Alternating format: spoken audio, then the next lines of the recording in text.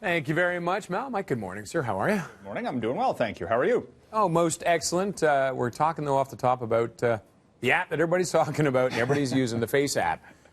Some controversy surrounding it. Yeah, a little caution, I suppose, a cautionary tale for people who were, what are we, a year removed from all of the data privacy issues at Facebook and people saying, oh, my goodness, they're stealing our data and using it for nefarious purposes, and I'm never going to use social media again.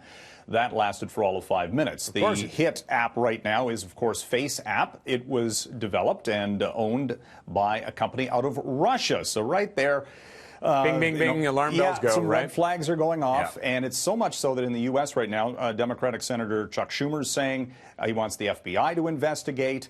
The DNC, the Democratic National Committee, telling candidates in the 2020 presidential election campaign, it's not worth the risk, don't do it.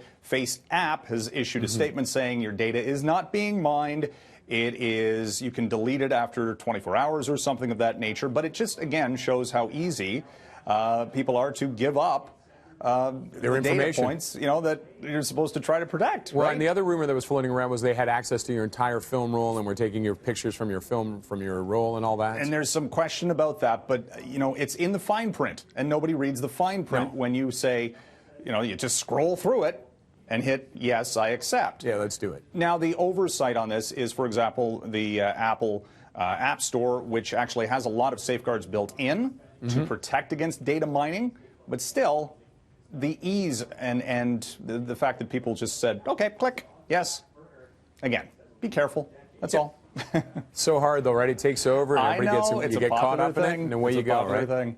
Yeah. All right, let's talk about Netflix taking a hit on the earnings. Yeah, they sure are. For the first time ever, the company lost U.S. subscribers, 150,000. That was a shock, and they didn't get as many international subscribers as they figured either. 2 million, it's a big number, but half what they forecast themselves.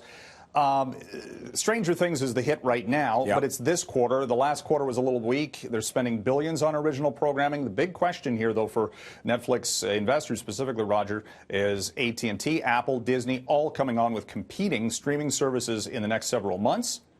The competitive landscape is changing dramatically. Amazon Prime's already out there, so investors shaving the stock by 11%. We're talking billions of dollars in market cap losses in the early trade this morning. Well, it's in a bit of a reinvent itself right now, isn't it? I mean, it's about growth. These companies have to continue the momentum of growth, and if they don't, if they see a hiccup on a quarterly basis, investors don't wait for, Reed Hastings, the CEO, saying, well, it could be a number of factors. We're not entirely sure what it is.